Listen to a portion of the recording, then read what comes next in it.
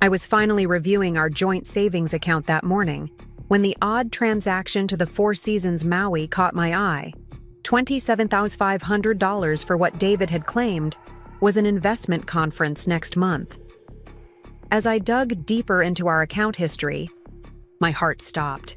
Multiple charges from luxury retailers, high-end restaurants, and another resort booking in Aspen from 3 months ago. The trail of extravagance painted a clear picture, one that my husband of 8 years had carefully hidden until now. I'm Amy Parker, and this is how I discovered my husband was spending our life savings on lavish trips with his mistress, and how I orchestrated the perfect plan to take everything back.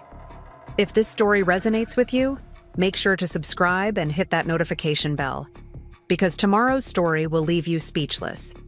Now, let me take you back to where it all began. The morning started like any other at our Queen Anne townhouse in Seattle.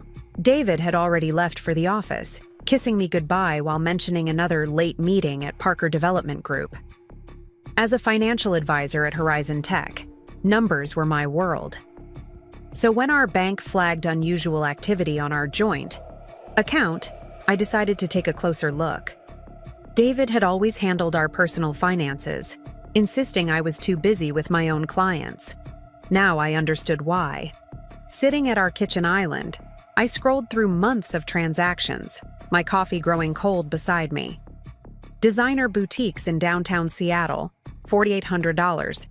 Weekend getaway at Salish Lodge, $3,200. Private dining at Canlis, $1,250. Each charge. Told a story of secret indulgences that our supposed investment property funds were financing. But it was the upcoming Maui reservation that made my blood run cold. A luxury ocean view suite for two, definitely not meant for a business conference. My hands didn't shake as I picked up my phone to text Mike Thompson, our IT specialist at Horizon Tech and one of my closest friends. Need your expertise, urgent but quiet. His response came immediately. Lunch at the Daily Grind? I took one last look at the transaction history before grabbing my coat. The Seattle rain seemed fitting for the storm brewing inside me. The cozy coffee shop was quiet for a Tuesday. Mike sat in our usual corner, 2 lattes waiting. One look at my face and he knew something was wrong. "Remember when you mentioned that email recovery software last month?" I asked, sliding into my seat. "I need it, and I need this to stay between us." When David had synced his phone to my laptop for a backup last week, he hadn't realized he'd given me access to everything, including deleted emails. As Mike walked me through the recovery process, fragments of my husband's secret life emerged. Emails to Olivia Reed, the interior designer he'd hired for our latest property development. Hotel confirmations, private dinner reservations, intimate messages that made me sick to my stomach. "How long?" Mike asked softly, watching me scroll through the evidence. "Based on these emails, at least 6 months. They've been using our investment property viewings as cover. All those late meetings, site visits, design consultations. I paid for him to wine and dine her with our savings." My voice remained steady, surprising even myself. "He's taken nearly $275,000 from our joint account." Mike leaned forward, his expression serious. "Amy, this isn't just infidelity. This is financial fraud. You need to protect yourself." He was right. David hadn't just betrayed our marriage, he'd betrayed our financial future, but I wasn't about to let him get away with either. That evening, I maintained my routine, made dinner, answered work emails, greeted David with a smile when he came home late, reeking of expensive perfume that wasn't mine. "How was the site visit?" I asked casually. "Productive," he replied, loosening his tie. "Olivia's design concepts are really coming together." I bet they are, I thought, watching him check his phone with that secret smile I now understood. "The Maui conference next month. Remind me again what it's about." His fingers paused momentarily on his screen. "Just investment strategies. Nothing exciting. You'd be bored." He kissed my cheek, heading upstairs to shower. I waited until I heard the water running before making a call to Jennifer Ross, David's assistant who, as it turned out, was tired of covering for her boss's private meetings with Olivia. The pieces were falling into place. What David didn't know was that while he was planning his romantic getaway with his mistress, I was about to orchestrate something far more memorable. Sometimes the best revenge isn't just about exposing lies, it's about being smarter than those who thought they could fool you. And as I sat there in our kitchen, surrounded by evidence of his betrayal, I knew exactly what I had to do. David Parker was about to learn a very expensive lesson about underestimating his wife. Over the next few days, I immersed myself in detailed financial forensics, meticulously documenting every questionable transaction from our joint accounts. The morning light streamed through my home office window as I created spreadsheets tracking David's spending patterns. A weekend business retreat at Salish Lodge matched perfectly with an Instagram post Olivia had shared, a suspiciously similar mountain view tagged only as peaceful escape. The pieces were fitting together like a twisted puzzle. My phone lit up with a message from Jennifer, David's assistant. "Lunch today? Need to tell you something." We met at a quiet bistro in Pike Place Market, far from both our offices. Jennifer fidgeted with her napkin, guilt written across her face. "I can't keep quiet anymore, Amy. The reservations, the gifts, the private dinners, I've been booking them all. David said you knew about the business expenses, but yesterday when he asked me to arrange another hotel suite..." She slid her phone across the table, showing me emails detailing arrangements for romantic dinners, spa packages, and weekend getaways, all meticulously disguised as business expenses in our company accounts. "There's more," Jennifer continued, her voice dropping. "Olivia's design firm isn't just getting contracts for interior work. David's been inflating her invoices, using the extra money to fund their lifestyle. The Maui trip? That's just the beginning." Back at my office in Horizon Tech, I dove deeper into our financial records. David had always insisted on handling our investments, claiming his real estate expertise made him better suited for financial decisions. Now I understood why. Hidden beneath layers of legitimate business transactions, I found a pattern of misappropriated funds, inflated expenses, and suspicious transfers. Mike appeared at my door, closing it quietly behind him. "Found something interesting in those recovered emails," he said, placing a USB drive on my desk. "David's been moving money between multiple accounts. The savings account withdrawals, that's just what you can see. There's more hidden in offshore accounts, all carefully disguised as property investments." I felt surprisingly calm as I reviewed the evidence. 8 years of marriage, and I'd never once questioned David's financial decisions. He'd played on my trust, knowing I was too busy with my own clients to notice his deception. "Look at this." Mike pointed to a series of transactions. "He's been siphoning money from your joint investment properties too. The renovations he claimed were eating up the profits. Most of that money went straight to personal accounts." That evening, I maintained my composure as David announced another late meeting. "Big development project," he explained, adjusting his tie, the one I'd given him for our last anniversary. "Olivia's presenting new design concepts." I smiled, noticing how his phone buzzed with her messages even as he kissed me goodbye. "Don't wait up, honey." After he left, I called Carol, my mother-in-law.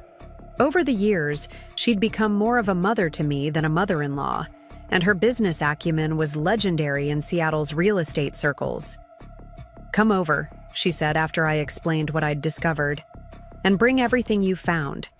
Carol's elegant home overlooked Lake Washington, its walls lined with photos of family success stories. She listened intently as I laid out the evidence, her expression growing darker with each revelation. "I've watched Olivia at company events," she said finally. "The way she looks at David.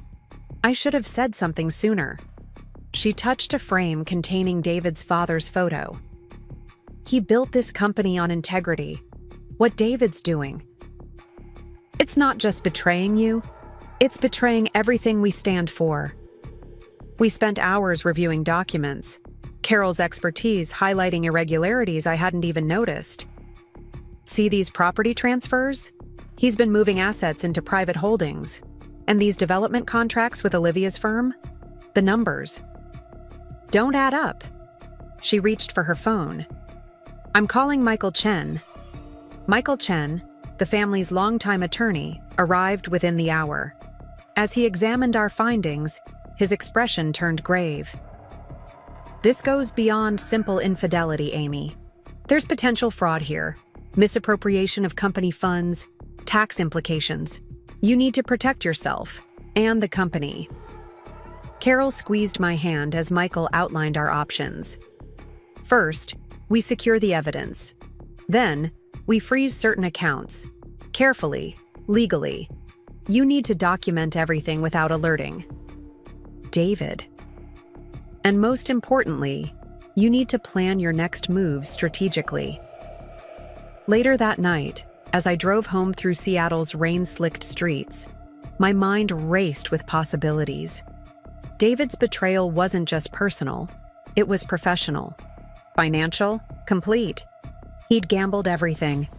Preparing and narrating this story took us a lot of time, so if you are enjoying it, subscribe to our channel. It means a lot to us. Now back to the story. Our marriage, our savings, his family's company, all for stolen moments with Olivia. My phone buzzed with a message from David. Another late night, don't hold dinner. Below it, an alert from our joint account. Another charge at an upscale restaurant downtown. I could picture them there, laughing over expensive wine, planning their Maui getaway, never suspecting that their carefully constructed world was about to crumble. Back home, I opened my laptop, beginning the meticulous process of documenting every betrayal. David thought he was cleverly hiding his deception behind business jargon and fake invoices. He'd forgotten one crucial detail. Numbers had always been my expertise. And while he was building his house of cards with Olivia, I was learning exactly how to make it fall. Morning light filtered through the blinds of my Horizon Tech office as I reviewed another set of suspicious transactions. The evidence against David was mounting faster than Seattle's notorious spring rain. Each financial record, every recovered email, painted a clearer picture of his elaborate deception. But I needed more.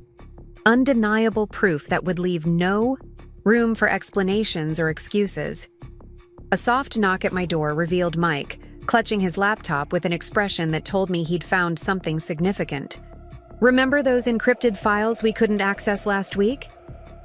He settled into the chair across from my desk, turning his screen toward me. Well, I managed to crack them. You're going to want to see this. The files contained years of correspondence between David and Olivia, long predating her official involvement with Parker Development Group. Their affair hadn't started 6 months ago, as I'd initially thought. It had been going on for nearly 2 years, disguised behind legitimate business, transactions, and carefully crafted paper trails. My hands remained steady as I scrolled through email after email. Property viewings that never happened. Design consultations that were actually romantic getaways. Inflated contracts that funneled money into their secret accounts. They'd created an entire shadow business operation to finance their relationship, using company resources like their personal piggy bank. Jennifer appeared in my doorway, her face pale. Amy, David just called an emergency meeting with the board for next week. He's presenting a restructuring plan that would give him complete control over project budgets. If this goes through. She didn't need to finish. If David secured that kind of authority, tracking his financial misconduct would become nearly impossible. I reached for my phone, dialing Carol's number. Within an hour, I was seated in her lake house study, watching her face darken as she reviewed Mike's findings. The board meeting, she said finally, setting down her reading glasses. He's trying to cover his tracks, but he's forgotten something crucial. I still hold controlling interest in the company. Carol's fingers flew over her keyboard, pulling up more records. Look at this pattern. Every time Olivia's firm secured a contract, there was a corresponding deposit into an account in the Cayman Islands. David thought he was being clever, using international transactions to hide the money trail. But he didn't count on us finding this. A notification popped up on my phone, another charge at a high-end jewelry store downtown.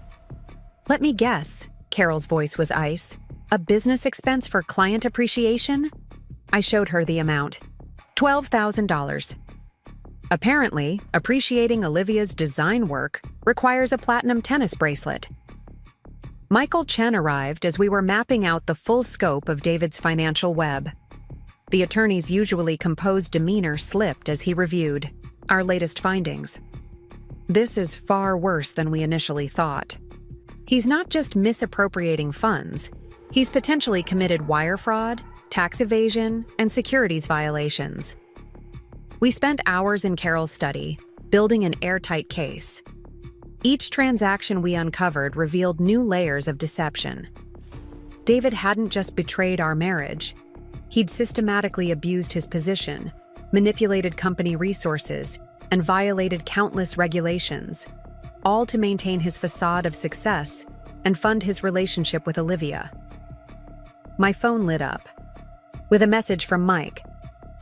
Found something else. Their Maui reservation? It's not just a week. They've booked the suite for a month. David's planning to announce a lengthy business expansion trip at the board meeting. Carol's hand gripped my shoulder as she read the message. A month in? Maui? Using company funds? Not if I have anything to say about it. She reached for her phone. Time to call in some favors. Rebecca Turner at the SEC has been waiting for a case like this. As evening approached, I returned to my office, my mind processing everything we'd uncovered. Through my window, I could see David's car still parked at Parker Development Group. Another late meeting with Olivia, no doubt in progress. My computer pinged with an email from Jennifer. She'd found more hidden correspondence, including plans for David and Olivia to view potential properties in Maui. They weren't just planning a vacation. They were scouting locations for a new life. Mike appeared with fresh coffee and more revelations. I traced the money from your joint savings. David's been moving it through multiple accounts, trying to hide the trail. But look where it ends, up. He pointed to a series of transactions, all leading to a private account in Olivia's name. They've been planning this for months. The Maui trip isn't just a getaway, it's an escape. I felt a strange calm as I absorbed this information. David thought he was orchestrating the perfect exit strategy, using our savings and company funds to build a new life with Olivia.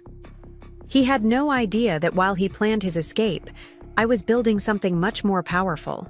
An ironclad case that would bring his entire house of cards crashing down. As Seattle's evening traffic hummed below, I began organizing our findings into a comprehensive report.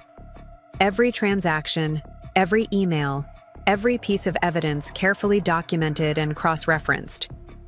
David and Olivia had spent 2 years weaving their web of deceit. They were about to learn that sometimes the deadliest predator is the one they never saw coming. My phone buzzed with a dinner reservation confirmation. David's automatic notification for another business dinner at our favorite restaurant. The same restaurant where he'd proposed 8 years ago. Now he was taking Olivia there, probably sitting at our special table, planning their future with money he'd stolen from our past. The pieces were falling into place faster than I'd anticipated. Carol's connections, Mike's technical expertise, Jennifer's inside information, and my financial knowledge formed a perfect storm of revelation. David had played a dangerous game, betting that his wife was too trusting, too busy, too naive to uncover his schemes. What he'd failed to realize was that while he was building his perfect escape with Olivia, he'd given me everything I needed to ensure he'd never get away with it. The board meeting wouldn't just expose his affairs, both financial and personal. It would become the stage for his complete undoing. The morning of the board meeting arrived with an unexpected sense of clarity.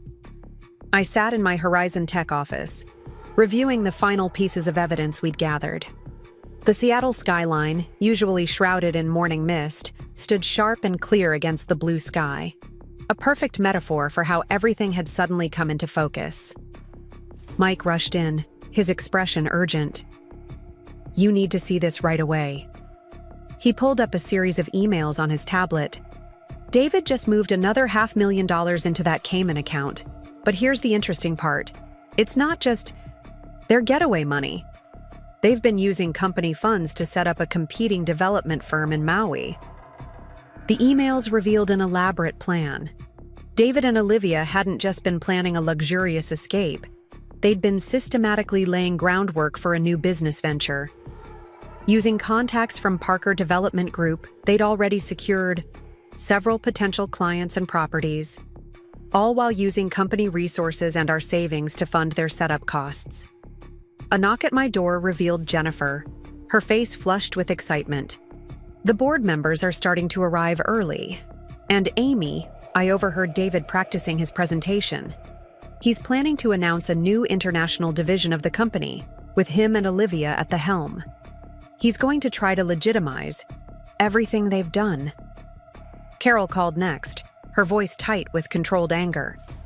"I'm meeting with the major shareholders now. They've seen the preliminary report. To say they're furious would be an understatement." She paused, and I could hear papers shuffling.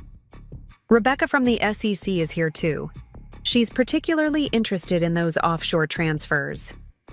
I gathered my materials, each document carefully organized and annotated. 2 years of deception laid bare in spreadsheets, emails, and bank statements. As I prepared to leave my office, Mike caught my arm. "There's something else. I found their personal messages from last night. They're not just planning to move to Maui, they've already bought property there, under Olivia's maiden name." The drive to Parker Development Group felt surreal. Seattle's streets were busy with morning traffic, people rushing to their normal workday routines. Inside my car, I reviewed the presentation we'd prepared one last time. Every transaction traced, every lie documented, every scheme exposed in meticulous detail. The company's boardroom was already filling when I arrived. David stood at the front, arranging his presentation materials, looking confident in his expensive suit. Olivia sat nearby, presumably ready to present their design concepts for the new international division. Neither of them noticed me slip into the back of the room. Carol entered with the shareholders and SEC representatives, her expression carefully neutral. I watched David's face as he registered their presence, saw the first flicker of uncertainty cross his features. This wasn't the audience he'd been expecting for his carefully planned announcement. "Before we begin," Carol's voice cut through the murmured conversations, "there's been a change to today's agenda." She nodded to me, and I moved toward the front of the room, USB drive in hand. "Our financial advisor has uncovered some concerning irregularities that require immediate attention." David's face paled as I connected my laptop to the presentation screen. "Amy, what are you doing?" he whispered as I passed him. "What's going on?" Olivia shifted nervously in her seat, her hand instinctively touching the new tennis bracelet at her wrist. The first slide appeared, a comprehensive timeline of every misappropriated fund, every falsified expense, every hidden transfer. "Over the past 2 years," I began, my voice steady, "systematic financial fraud has been perpetrated against both this company and its shareholders." For the next hour, I laid out our findings. The fake business trips that were actually romantic, getaways, the inflated contracts that funneled money into private accounts, the offshore transfers disguised as international investments, the competing business they'd been secretly establishing with stolen company resources. David attempted to interrupt several times, but Carol's sharp glance kept him silent. Olivia's perfectly maintained composure cracked as I revealed their Maui property purchase, complete with photos of the beachfront house they'd bought using embezzled funds. The SEC representatives took extensive notes, while the shareholders' expressions grew increasingly thunderous. When I finished, the room sat in stunned silence for several moments. David finally stood, straightening his tie. "I can explain everything. These allegations are completely—" "Save it for your lawyer," Carol cut in, nodding to the security team that had quietly entered the room. "The board has already voted. You're both suspended pending a full investigation, and the authorities have some questions about those offshore accounts." As security escorted David and Olivia out, I could hear them beginning to turn on each other. "You said nobody would trace the transfers?" Olivia hissed. "You promised me everything was properly hidden." David's response was lost as the boardroom doors closed behind them. Carol hugged me tightly once they were gone. "Well done," she whispered. "But this is just the beginning. They'll try to fight back, claim misunderstandings, or set up." She smiled grimly. "Good thing we have absolutely everything documented." My phone buzzed, Mike sending confirmation that all company accounts had been secured, all access revoked. Jennifer appeared with more documents, evidence of last-minute attempts by David to move additional funds. The SEC team was already diving into the offshore accounts, their expressions suggesting they'd found even more than we had. Back in my office that evening, I watched as David's personal belongings were packed up from his corner suite. Through the windows, I could see Olivia's car still in the parking lot, probably trying to salvage what she could from her firm's contracts. My phone showed multiple missed calls from both of them. Desperate attempts to explain, to negotiate, to manipulate the situation one last time. Instead of responding, I focused on the final phase of our plan. While they'd been dreaming of their Maui escape, I'd been building something far more substantial, a complete restructuring proposal for the company, one that would protect it from ever being exploited like this again. The city lights began to twinkle on as I completed the last details. David had spent years underestimating me, assuming I was too trusting or too busy to notice his deception. He'd forgotten one crucial detail. In his rush to fund his new life with Olivia, he'd given me everything I needed to destroy his old one. I walked into our Queen Anne townhouse that evening to find David waiting, his perfectly tailored suit wrinkled, his usual confidence shattered. "You had no right," he started, rising from the kitchen island. "Those were private business matters. You've ruined everything." The laugh that escaped me held no humor. Private business matters? Is that what we're calling embezzlement and fraud now? I set my briefcase down, deliberately removing my coat as Seattle's rain pattered against the windows. "Or maybe you mean your private business with Olivia." His face flushed with anger. "You don't understand. Olivia and we had real plans, visions for expanding the company. You've destroyed potential opportunities that could have benefited everyone." He reached for me, but I stepped back, maintaining the distance between us. "Real plans?" I pulled out my phone, scrolling through photos. "Like this beachfront property in Maui? The one you bought with our savings and company funds? Tell me, David, how exactly would your secret love nest benefit everyone?" The color drained from his face as I showed him the property records, the transfer documents, all bearing Olivia's maiden name. "That's private property. You had no right to access those records." His voice held a tremor now, the first crack in his polished facade. "Actually, I had every right. You used our joint savings, David. Money we earned together. Money meant for our future." I moved to the kitchen, calmly pouring myself a glass of water. "Though I suppose I should thank you. If you hadn't gotten sloppy with the Maui transfers, I might never have discovered just how deep your deception went." My phone buzzed. Carol sending updates about the SEC investigation. they'd frozen all the suspicious accounts, including the ones David thought were perfectly hidden.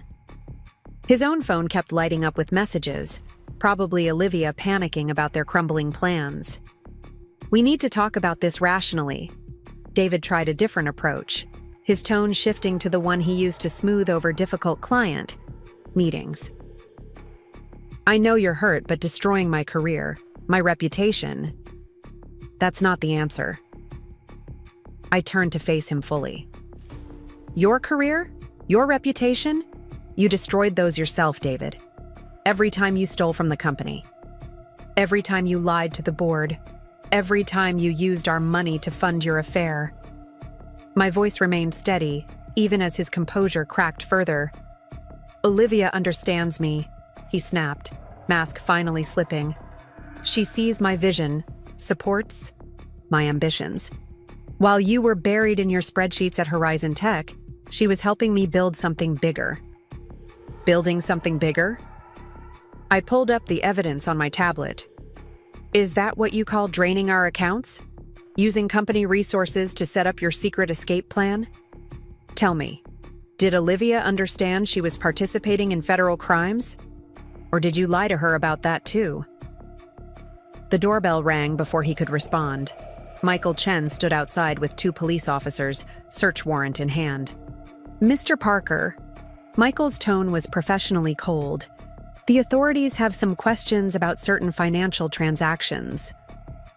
I watched as they led David away, his threats and protests fading into the rainy evening. Upstairs, I began methodically, packing his belongings, each item a reminder of our shared life, now tainted by his betrayal. My phone kept buzzing with messages, Mike confirming more evidence found, Jennifer reporting Olivia's hysterical exit from her office, Carol coordinating with the investigation team. A new message lit up my screen. "Olivia," surprisingly. "This isn't over. You have no idea what you've done." Attached was a photo of documents, records she claimed would prove their business plans were legitimate. I forwarded it straight to Michael, adding to the mounting evidence of their desperation. The next morning, Seattle's business community buzzed with news of the scandal. David's arrest made headlines, his carefully crafted reputation shattered by revelations of fraud and embezzlement. Olivia's design firm faced its own crisis as clients rushed to distance themselves from the controversy. Carol met me for coffee at our usual spot near Pike Place Market. "The SEC is having a field day with those offshore accounts," she reported, sliding a thick folder across the table. "They've uncovered even more than we found. Seems David and Olivia had quite the elaborate plan for their new life." I reviewed the documents, each page revealing new layers of their deception. Property purchases, shell companies, hidden accounts, all meticulously arranged to support their escape. They really thought they'd get away with it, I mused, watching Seattle's morning crowd hustle past our window. "People like them always do," Carol sighed, stirring her coffee. "They get so caught up in their clever schemes, they forget that simple truth is the hardest thing to hide." She squeezed my hand. "You did the right thing, Amy. The company, the shareholders, even their other victims, everyone needed to know the truth." Back at Horizon Tech, Mike greeted me with more updates. The forensic accounting team had traced millions in misappropriated funds. David and Olivia's dream of a luxurious new life had left a trail of financial destruction in its wake. Jennifer called next, her voice excited. "You won't believe what we just found in Olivia's office files. Remember those design contracts that seemed inflated? There's a whole hidden folder of the real invoices, showing exactly how they skimmed money from each project. The evidence mounted hourly, each discovery confirming that exposing their schemes had been just the beginning. David and Olivia had built their relationship on stolen moments and stolen money, never imagining it would all come crashing down around them. The rain poured steadily outside the downtown Seattle courthouse as I reviewed my statement one final time. The preliminary hearing for David's case would start in an hour, and the mounting evidence had grown far beyond our initial discoveries. Mike sat beside me, organizing the latest financial records we'd uncovered, while Carol spoke quietly with the prosecution team. "There's something else you should see," Mike murmured, sliding his tablet toward me. "Remember those mysterious transactions to that consulting firm in Vancouver? Turns out it was another shell company. David and Olivia weren't just planning a life in Maui, they had backup plans scattered across multiple countries." The prosecution's lead attorney, Sarah Martinez, joined us with fresh coffee and grim determination in her eyes. The judge just denied their motion to suppress the financial evidence. "Everything we found is admissible." She spread additional documents across the table. "And those backup plans they made? Each one leaves a clearer trail of fraud than the last." Jennifer rushed in, slightly breathless from the rain. "Olivia's trying to cut a deal," she announced, shaking water from her coat. "She's offering to testify against David, claiming he manipulated her into participating in the fraud." Her expression turned wry. Apparently, true love doesn't survive federal indictments. Through the courthouse windows, I watched David arrive, with his legal team. His designer suit couldn't hide the strain of the past weeks. Behind him, I glimpsed Olivia entering through a separate door, carefully avoiding his gaze. Their perfectly planned future had crumbled faster than either had anticipated. "Ms. Parker?" A court clerk approached our table. "The prosecutor needs to review a few details about the offshore accounts before the hearing." I followed her to a conference room where more evidence awaited. Bank statements, property records, email trails, each piece revealing new depths of their deception. Sarah spread out a timeline of transactions. "Look at this pattern," she pointed to a series of transfers. "Every time they moved money through the Cayman accounts, they created a matching set of fake business documents. The level of premeditation is staggering." Carol joined us, her face tight with controlled anger. "The board just finished reviewing the complete audit, the total amount they embezzled." She paused, steadying herself. "It's nearly double what we initially discovered. They weren't just stealing for their affair, they were systematically draining the company." My phone buzzed with a message from the forensic accounting team. They'd traced another set of hidden accounts, these registered under names of non-existent clients. David's web of financial manipulation stretched further than anyone had imagined. The hearing itself felt almost anticlimactic after weeks of revelations. I watched David shift uncomfortably as the prosecutor laid out the evidence. His eyes kept darting to Olivia, who sat with her own attorney, studiously avoiding his gaze. Their dream of a luxurious escape had transformed into a nightmare of legal consequences. The defendants engaged in a systematic pattern of fraud, the prosecutor declared, presenting document after document.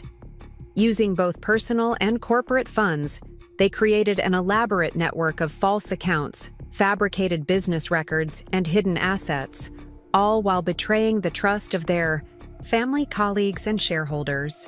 During a brief recess, Mike pulled me aside with more updates. "The tech team just cracked another encrypted drive," he whispered. "Found emails discussing properties in Costa Rica, bank accounts in Switzerland. They were planning this exit strategy for years." I watched David huddled with his lawyers, his usual confidence replaced by barely concealed panic. Across the room, Olivia's attorney approached the prosecution team, likely continuing plea deal negotiations. Their perfect partnership had dissolved into a race to betray each other first.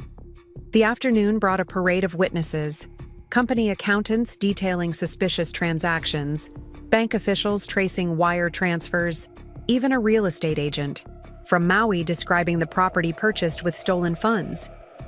Each testimony added another layer to the mountain of evidence. Carol squeezed my hand as David's former business partners testified about contracts inflated to generate kickbacks. "You did the right thing," she whispered. "The company, the employees, everyone deserved to know the truth." Between testimonies, Jennifer showed me messages from other employees coming forward with their own stories. "It's like a dam breaking," she said. Everyone who ever suspected something was wrong but felt too intimidated to speak up. They're all talking now. Sarah presented records of the Maui property purchase, the documents clearly showing how they'd laundered company funds through multiple accounts to buy their planned escape destination. David's face grew paler with each revelation, while Olivia's attorney scribbled notes frantically. A message from Mike caught my attention. Found their contingency plans. If Maui fell through, they had similar setups in 3 other countries.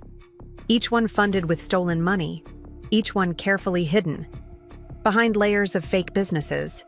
The judge's voice cut through my thoughts, announcing a brief recess.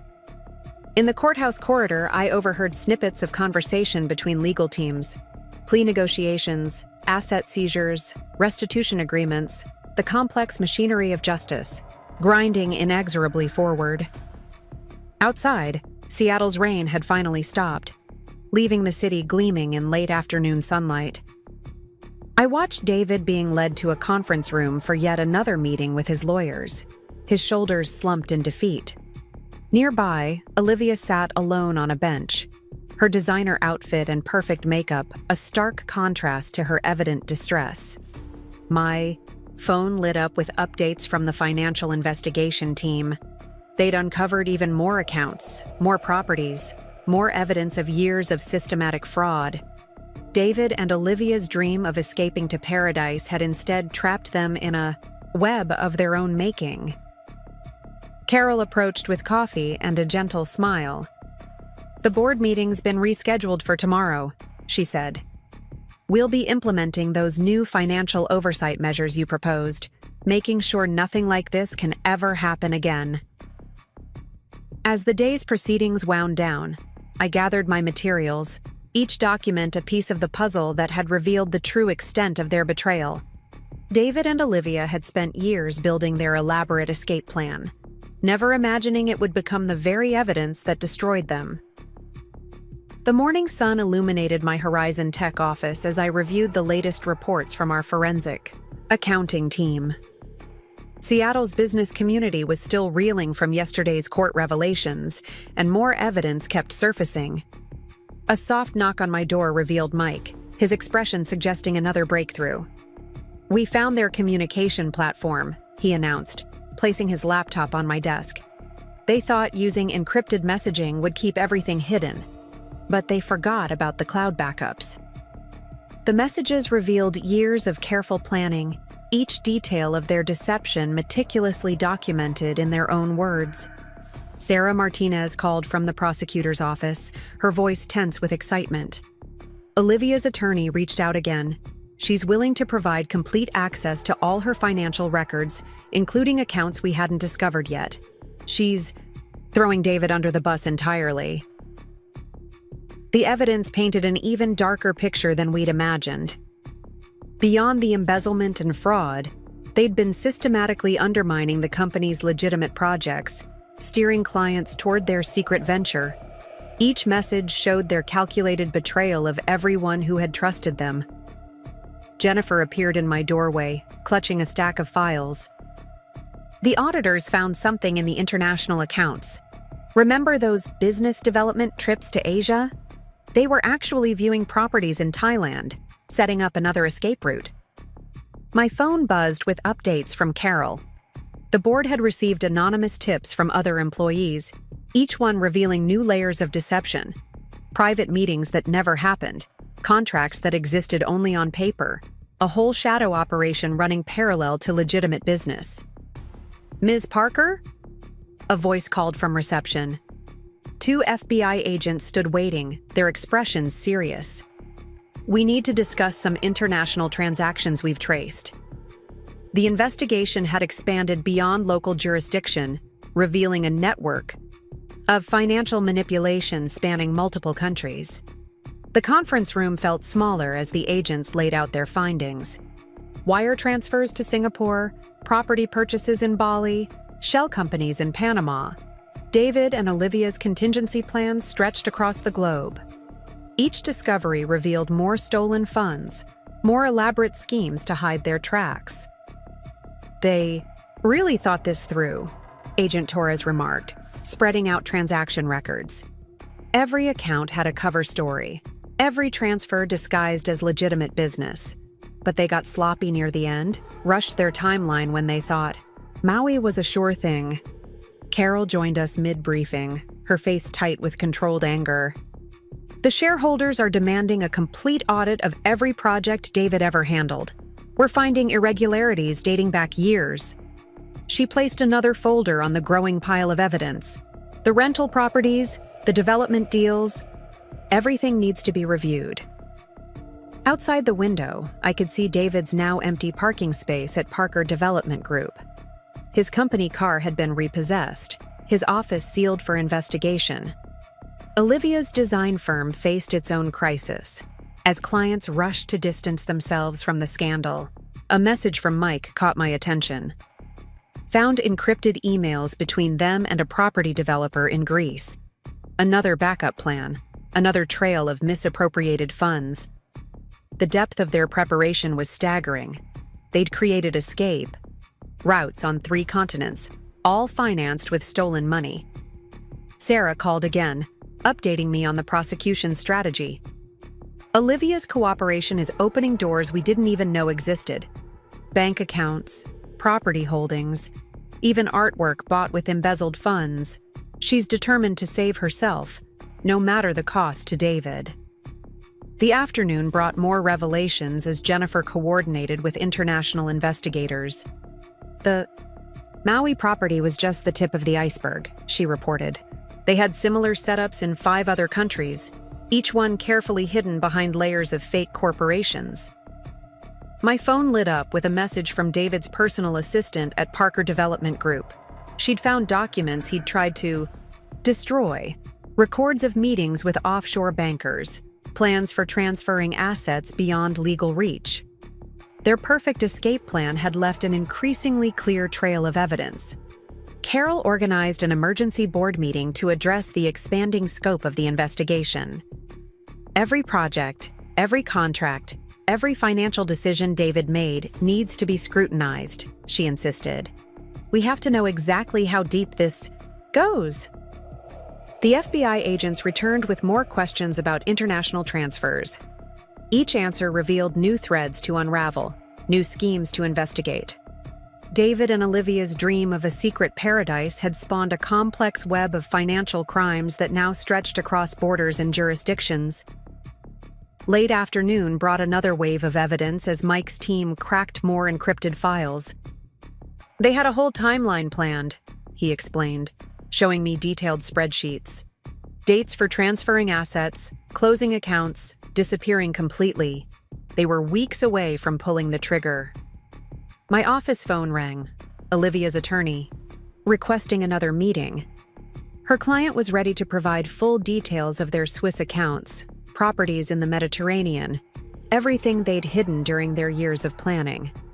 The partnership built on betrayal was dissolving into mutual recrimination. Seattle's evening traffic hummed below as I reviewed the day's discoveries with Sarah. The fraud charges alone could put them away for years, she noted. Add in the international financial crimes, the tax evasion, the systematic theft of company resources, they'll be lucky to see daylight this decade. A final message from Jennifer completed the day's revelations. Surveillance footage from high-end retailers, showing David and Olivia shopping for their new life, all funded with stolen money. Watches, jewelry, designer clothes, everything charged. 2 accounts filled with embezzled funds. The sun set over Elliott Bay as I gathered my notes, each page documenting another layer of their deception. David and Olivia had spent years crafting their escape, building elaborate facades to hide their true intentions. Now those same careful plans were becoming the evidence that would ensure their downfall. Agent Torres left me with one last thought. People like this always think they're smarter than the system. They get so caught up in creating the perfect plan, they don't realize they're actually creating the perfect case against themselves. Sunrise painted Seattle's skyline in shades of gold as I prepared for another day of revelations. The prosecution team had called an emergency meeting. They'd discovered something significant in the latest batch of evidence. Sarah Martinez waited in the courthouse conference room, surrounded by stacks of new documents and a team of financial analysts. "Your husband was even more creative than we thought," Sarah began, spreading out a series of photographs. "These aren't just vacation pictures from their secret getaways. Look at the backgrounds." Each image showed David and Olivia at various luxury properties around the world, properties we now knew were purchased with embezzled funds. Mike burst into the room, his laptop open. "We've cracked their private email server. You won't believe what they were planning for after Maui." The emails revealed an elaborate network of hidden investments, each one carefully structured to appear legitimate while funneling stolen money into their private accounts. A quiet knock announced Jennifer's arrival. The auditors found something strange in the company's charitable foundation records. She laid out a trail of transactions showing how David had manipulated donations, using the foundation's good name to mask his illegal activities. He was using charitable write-offs to hide the money he was stealing. The morning light grew, stronger as we pieced together this new puzzle. Carol joined us, her face grave.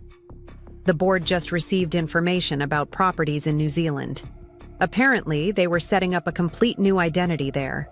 Residency papers, business, licenses, everything. Agent Torres arrived with fresh coffee and more disturbing news. "We've linked their activities to several other fraud cases across the Pacific Northwest. Seems they were testing their methods on smaller projects before attempting their grand escape." "The level of premeditation is astounding," Sarah observed, examining bank statements from their New Zealand accounts. They weren't just planning an affair or a simple embezzlement scheme. They were creating an entirely new life, funded entirely by stolen money. My phone buzzed with a message from the forensic accounting team.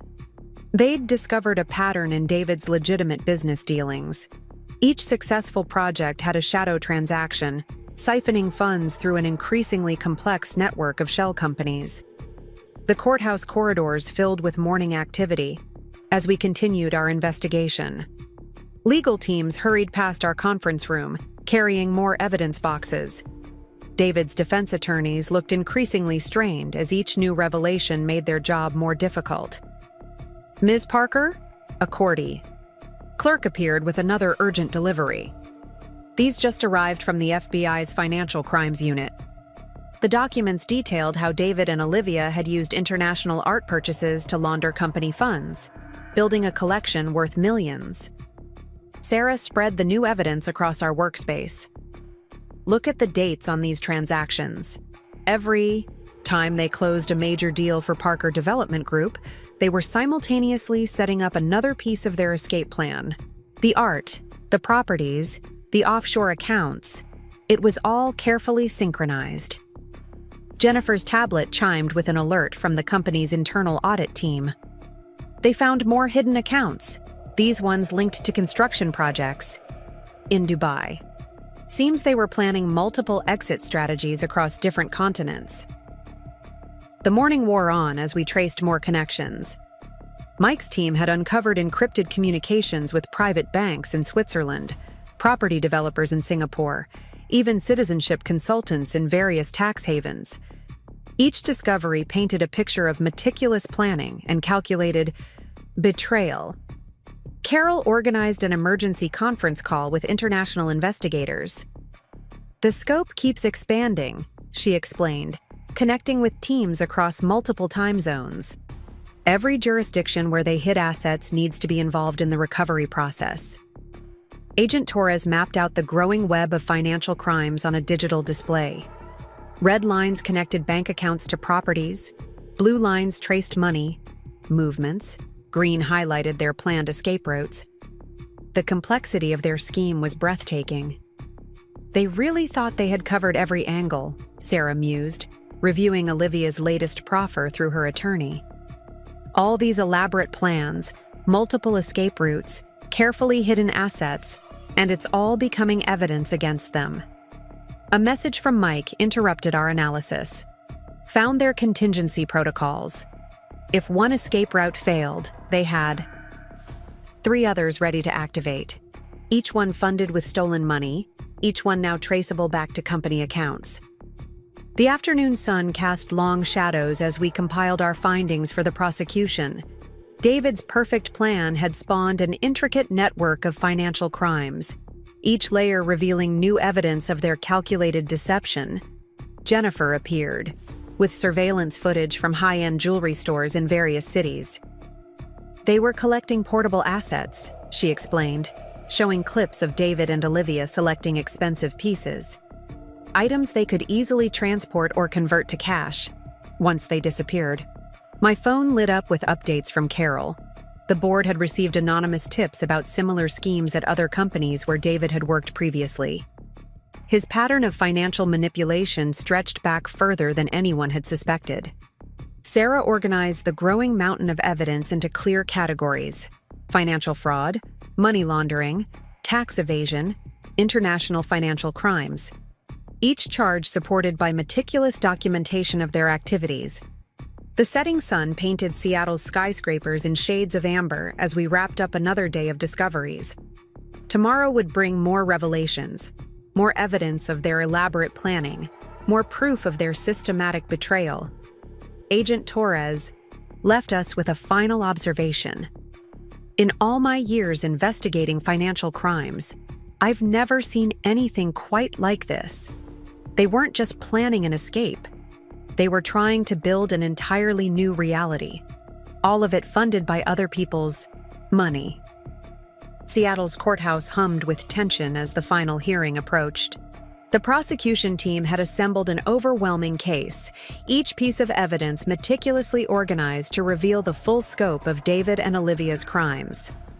Sarah Martinez stood at the conference room window, reviewing her opening statement, while the morning fog lifted over Elliott Bay.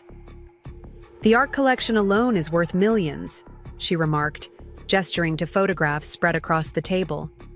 Paintings, sculptures, rare antiquities, all purchased with embezzled funds and hidden in private storage facilities around the world.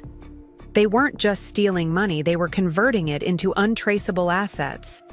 Mike rushed in, his expression animated. Just intercepted emails between them and a private bank in Singapore. They were planning to move everything there next month: accounts, investments, their entire financial portfolio. The timing revealed how close they'd come to executing their escape plan. Agent Torres joined us, carrying files marked with international customs seals. Customs traced their recent travels: private viewings of exclusive properties in Bali, meetings with offshore bankers in Geneva, consultations with citizenship advisors in multiple countries. They were methodically creating exit strategies. Carol arrived with the latest findings from the corporate investigation. The board uncovered a pattern in their real estate developments. Each legitimate project had a hidden component: properties purchased through shell companies and held under false names. They built a shadow real estate empire using company resources. Jennifer appeared with surveillance footage from high-end hotels across the Pacific Rim. "Look at these dates," she said, pointing to timestamps. Every business trip included secret meetings with financial advisors, property agents, art dealers. They were systematically converting stolen funds into physical assets. "The level of planning is extraordinary," Sarah observed, examining records of their international transactions. Private vaults in Switzerland, numbered accounts in the Cayman Islands, property holdings registered to offshore corporations. They created layers of complexity to hide their true activities. My phone buzzed with updates from the forensic team. They'd discovered encrypted files detailing plans for establishing new identities once they reached their chosen haven. Passport applications, residency permits, business licenses, all carefully prepared under assumed names. The courthouse corridors filled with legal teams as the hearing time approached. David's attorneys looked increasingly resigned as they reviewed the mounting evidence. Olivia's legal team huddled in corners, still negotiating terms of her cooperation with the prosecution. Agent Torres spread satellite images across our workspace, showing properties in remote locations. private islands, mountain retreats, secluded villas. They weren't just planning to disappear, he explained. They were creating multiple sanctuaries, each one purchased with stolen money. Sarah's tablet chimed with messages from international investigators. The Swiss authorities found more safety deposit boxes, registered under various aliases. Gold, jewels, bearer bonds. They were stockpiling portable wealth they could access from anywhere in the world. Jennifer's research revealed connections to private security firms specializing in high-net-worth client protection. They hired consultants to design their disappearance, she reported. Experts in helping wealthy individuals vanish completely, leaving no financial footprint. The morning light strengthened as we assembled the final presentation. Each document, each photograph, each piece of evidence told part of a story of calculated betrayal and meticulous planning. David and Olivia had spent years creating their escape route, never imagining it would become the roadmap to their downfall. Carol organized an emergency meeting with international banking investigators. The scope of their financial manipulation crossed every major financial center, she explained. Singapore, Hong Kong, Dubai, Geneva. They used each jurisdiction's privacy laws to hide their activities. Mike's team uncovered more encrypted communications with wealth management firms specializing in asset protection. They were creating a financial fortress, he explained. Multiple layers of corporations, trusts, and holding companies, all designed to obscure the source of their funds. Agent Torres mapped the international network on digital displays. Red lines traced money movements, blue highlighted property acquisitions, green showed planned escape routes. The complexity of their scheme spanned continents and jurisdictions. Sarah reviewed Olivia's latest testimony, each page revealing new details of their elaborate plan. They had contingencies for every scenario, she noted. If one route failed, they had 3 others ready. If one account was frozen, they had backups in different countries. The afternoon brought more revelations as international investigators reported their findings. Private jets on standby, luxury properties staffed and waiting, bank accounts primed for instant transfers, everything arranged for a swift and untraceable disappearance. Jennifer arrived with records from private wealth management firms. They were converting company assets into artwork, rare wines, precious metals, anything that could be easily transported or sold anywhere in the world. Each transaction carefully structured to appear legitimate while hiding its true purpose. My phone lit up with messages from the forensic accounting team. They'd discovered patterns in David's international business dealings, each legitimate. Transaction had a hidden component, moving stolen funds through an increasingly complex maze of offshore accounts. Carol coordinated with legal teams across multiple jurisdictions. Every country where they hid assets needs to be involved in the recovery process, she explained. The prosecution has to show how they used international banking systems to conceal their crimes. The setting sun cast long shadows through the courthouse windows as we prepared for tomorrow's final hearing. David and Olivia's dream of a perfect escape had created a perfect trail of evidence, each careful step documented in meticulous detail. Agent Torres summarized our findings. They spent years building this plan, creating layers of deception and false identities. But in trying to make their escape untraceable, they actually documented every aspect of their crimes. Sometimes the perfect plan becomes the perfect evidence. The final hearing began under gray Seattle skies. The courtroom, packed with spectators eager to witness the culmination of what had become the city's most talked-about financial scandal. David sat with his legal team, his once immaculate appearance showing signs of strain. Across the aisle, Olivia perched nervously beside her attorneys, carefully avoiding eye contact with her former partner in crime. Sarah Martinez approached the podium, her voice clear and confident as she addressed the court. Your Honor, What began as a simple case of marital infidelity revealed itself to be one of the most sophisticated financial fraud schemes ever uncovered in the Pacific Northwest. She gestured to the evidence displays, each screen showing different aspects of their criminal enterprise. Agent Torres watched from the gallery as federal prosecutors outlined the international scope of their investigation. The defendants didn't just steal money, the lead prosecutor explained. They created an elaborate network of shell companies, hidden accounts, and false identities spanning 4 continents. A murmur rippled through the courtroom as the first pieces of evidence were presented. Satellite images of luxury properties, banking records from offshore accounts, surveillance footage from private meetings with financial advisors. Each exhibit revealed another layer of their methodical planning. Carol squeezed my hand as photographs of their secret art collection appeared on the screens. Millions in paintings and sculptures, all purchased with stolen funds and stored in private vaults around the world. David shifted uncomfortably in his seat as the prosecutors detailed how company money had financed his expensive taste in fine art. Mike's technical expertise proved crucial as the prosecution presented evidence from their encrypted communications. Emails, messages, and detailed spreadsheets showed years of careful coordination between David and Olivia, planning every aspect of their eventual escape. Jennifer's research had uncovered connections to private security consultants specializing in helping wealthy clients disappear. Records showed substantial payments to firms known for creating new identities, establishing offshore residency, and arranging untraceable transportation. The afternoon session focused on their financial crimes. Banking experts testified about the complex web of transactions used to hide stolen funds. Each legitimate business deal had its shadow component, moving money through multiple jurisdictions before landing in secretly controlled accounts. Olivia's testimony proved devastating to David's defense.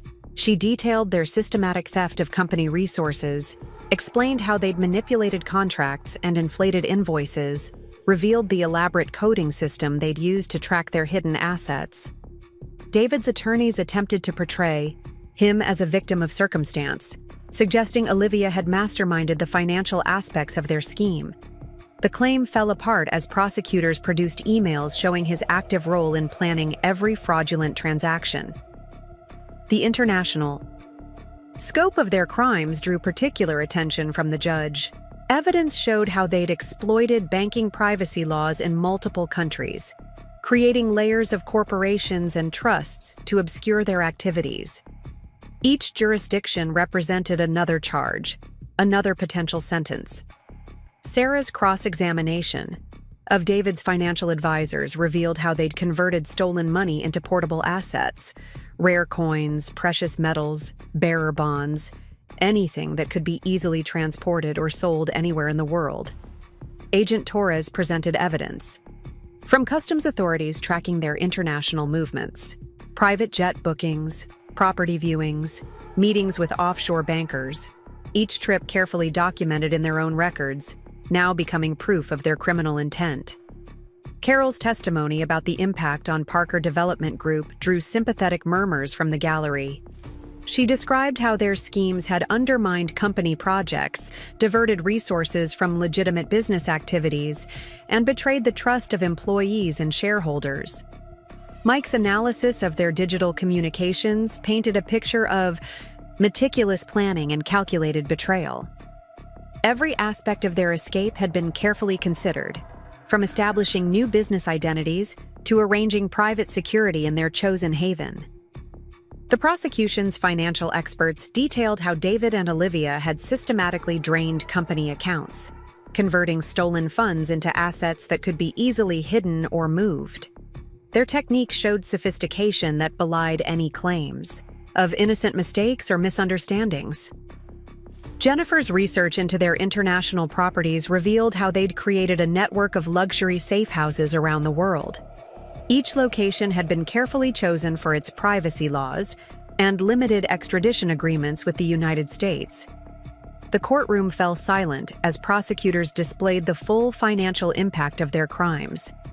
The total value of stolen assets, hidden properties, and diverted funds reached staggering amounts. Even David's experienced defense team seemed taken aback by the final figures. Sarah's closing arguments methodically connected each piece of evidence, showing how David and Olivia's careful planning had created an insurmountable case against them. Their dream of a perfect escape had instead documented every aspect of their crimes in meticulous detail. As the sun set over Seattle's skyline, the judge prepared to deliver the initial rulings on asset seizure and custody arrangements.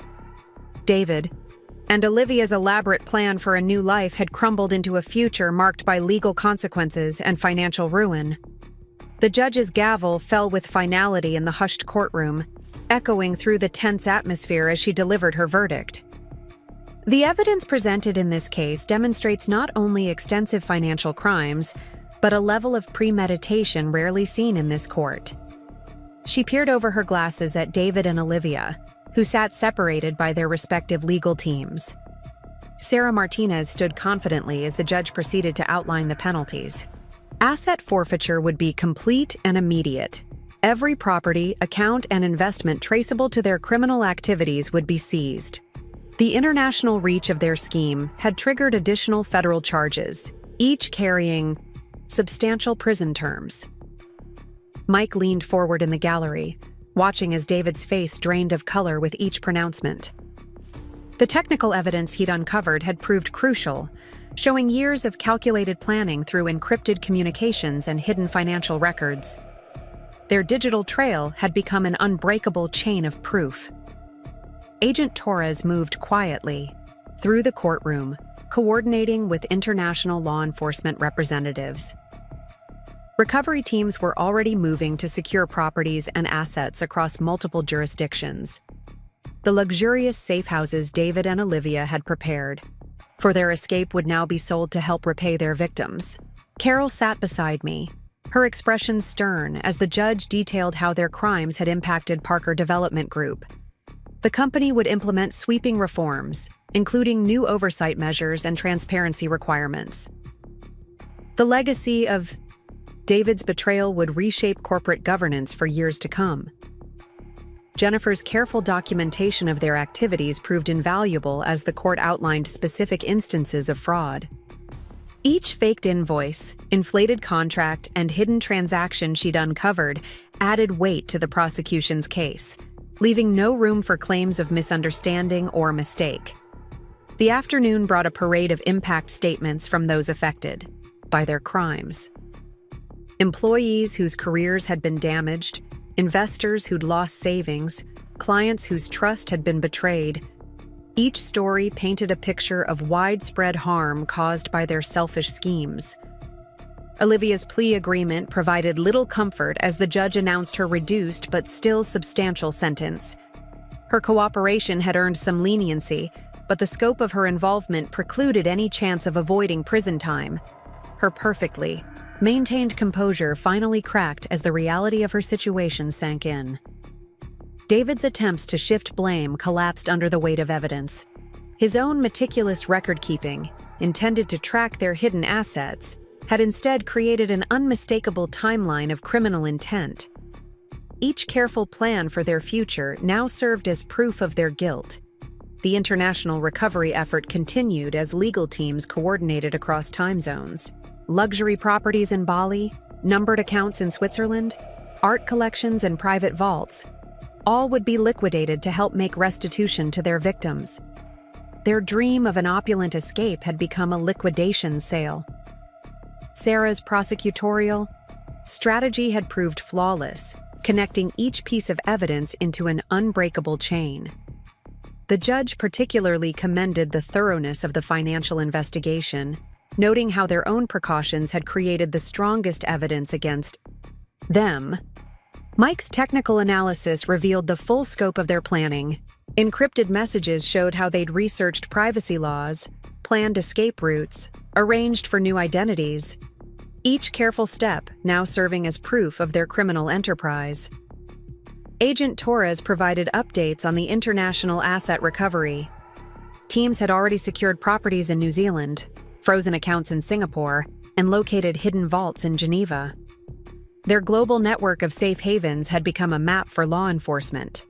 Carroll organized immediate measures to stabilize Parker Development Group.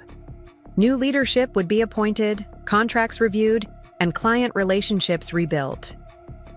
The company would survive, strengthened by lessons learned from their betrayal.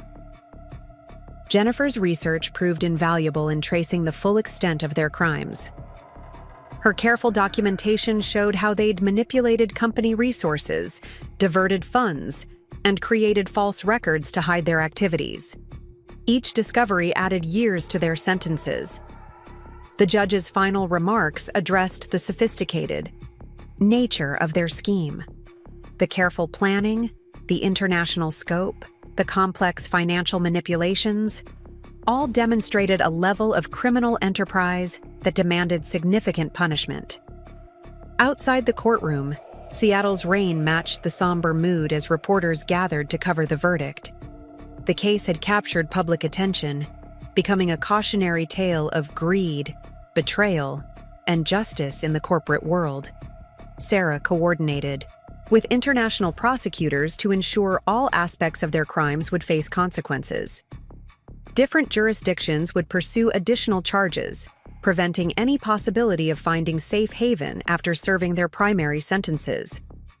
Mike's team continued analyzing recovered data, uncovering new details about their planned escape.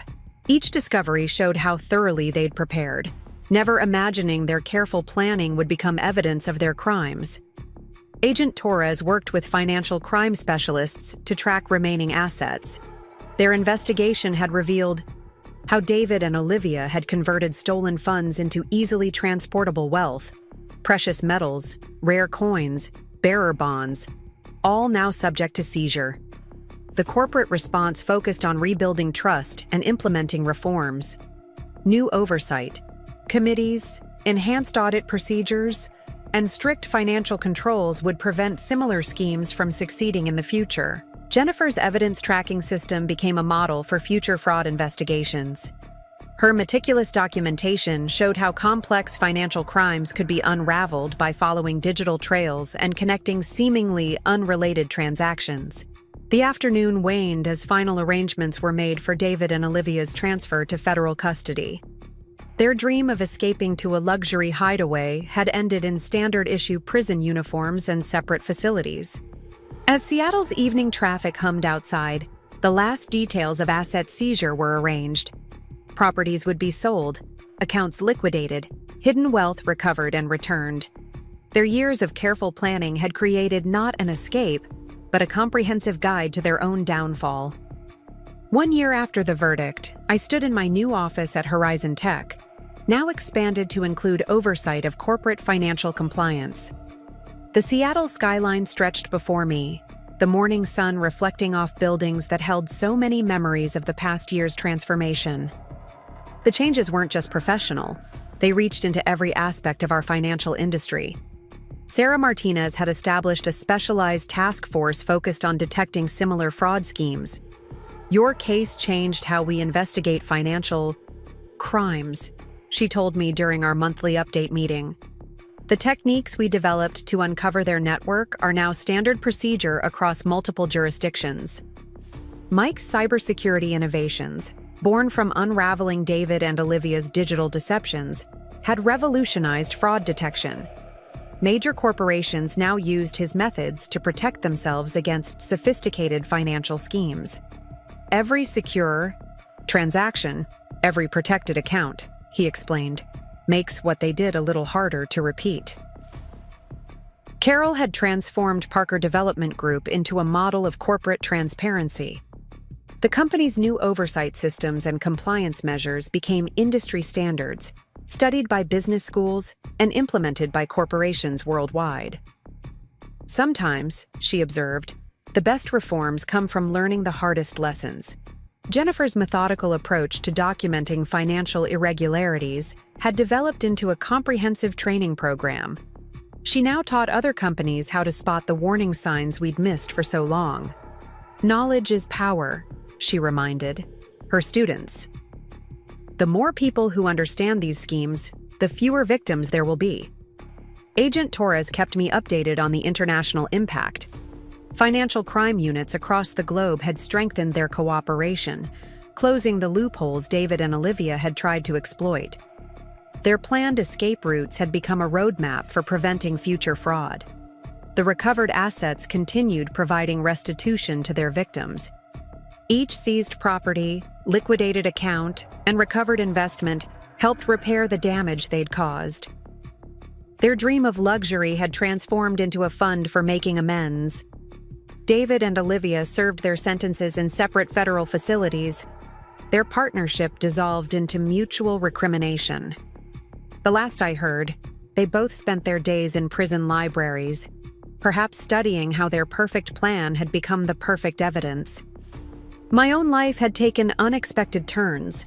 The skills I'd developed investigating their crimes led to opportunities I'd never imagined. Major corporations sought my advice on protecting their assets, while law enforcement agencies requested my insight into complex fraud cases. The profound impact of their scheme continued rippling through the financial world. Banks enhanced their security measures, corporations strengthened their oversight, and regulatory agencies increased their vigilance. Each improvement made the next potential fraud a little harder to accomplish. Carol's prediction had proved true. From darkness, we had created light. Parker Development Group emerged stronger, its new leadership committed to maintaining the highest standards of corporate integrity. The company's renaissance became a case study in recovering from betrayal. Mike's technical innovations earned international recognition. His methods for tracking digital financial crimes were now taught in cybersecurity programs worldwide. Every secure system, he noted, makes the next David and Olivia work a little harder. Jennifer's documentation system evolved into sophisticated fraud detection software. Her attention to detail had created tools that could spot suspicious patterns long before they developed into full-blown criminal enterprises. The courthouse where everything had ended now hosted regular seminars on preventing financial fraud. Legal professionals, corporate executives, and compliance officers studied how David and Olivia's scheme had unraveled, learning to protect their own organizations. Seattle's business community had emerged stronger, more vigilant, and more connected. Regular meetings between corporate leaders, law enforcement, and financial regulators ensured that suspicious patterns would be spotted and investigated quickly. The international financial community implemented stricter controls on property purchases and asset transfers. The global network David and Olivia had tried to exploit now worked against others who might follow their example. As sunset painted Seattle's skies in brilliant colors, I reflected on how a simple discovery of misused savings had exposed an international criminal enterprise. Their careful plans, meant to ensure their escape, had instead ensured their downfall. Their story became a warning to others who might contemplate similar schemes. Each new security measure, oversight protocol, and regulatory requirement made their type of fraud more difficult to accomplish and easier to detect. The final chapter of their story wasn't about punishment or revenge. It was about transformation. From their betrayal came stronger protections, better oversight, and renewed commitment to corporate integrity. Sometimes the best response to darkness is to create more light. Up next, you've got 2 more standout stories right on your screen. If this one hit the mark, you won't want to pass these up. Just click and check them out.